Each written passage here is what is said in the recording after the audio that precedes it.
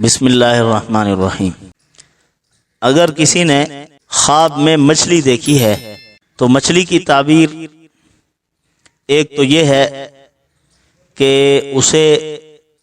ایک اچھی اور خاندانی عورت کے ساتھ اس کا نکاح ہو جائے گا، غیر شادی شدہ آدمی ہے تو شادی مراد ہے اس سے۔ اور اگر کسی نے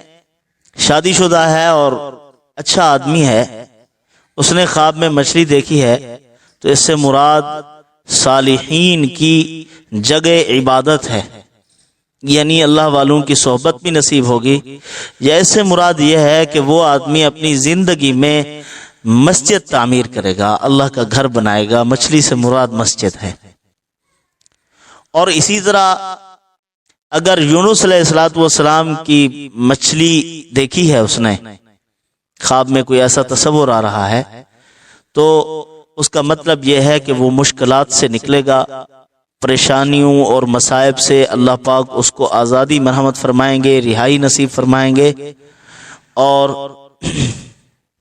اس کے بعد اللہ تعالیٰ اس کو کامیابی پر گامزن فرما دیں گے اور اعلیٰ مناصب عطا فرمائیں گے۔ اگر وہ ایسے دیکھ رہا ہے کچھ عرصے سے، اگر وہ زوال کا شکار ہے، اس سے منصب چھین لیا گیا ہے، اس کا کوئی عہدہ تھا وہ اس سے چھین لیا گیا، تو بعد میں اس نے یہ دیکھا تو اس کو وہ منصب دوبارہ عطا کر دیا جائے گا۔ اور اسی طرح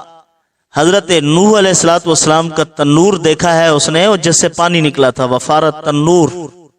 تنور پھوٹ پڑا تھا، اس سے پانی نکلنا شروع ہو گیا تھا،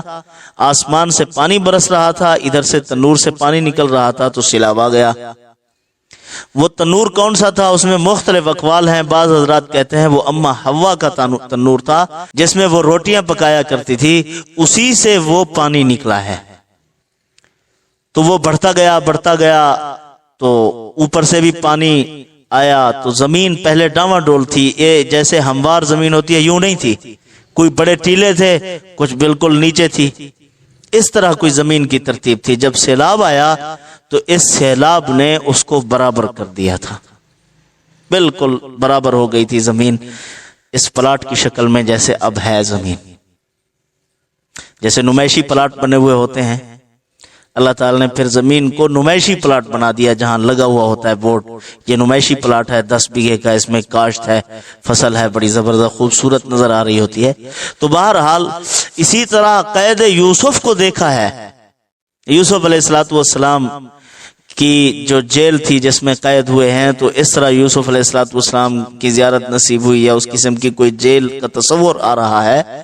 تو اس کی تعبیر بھی یہی ہے کہ اللہ پاک اس کو آزادی مرحمت فرمائیں گے، چھینا ہوا منصب اس کو واپس عطا فرما دیں گے، اور اس کو ترقی عطا فرمائیں گے۔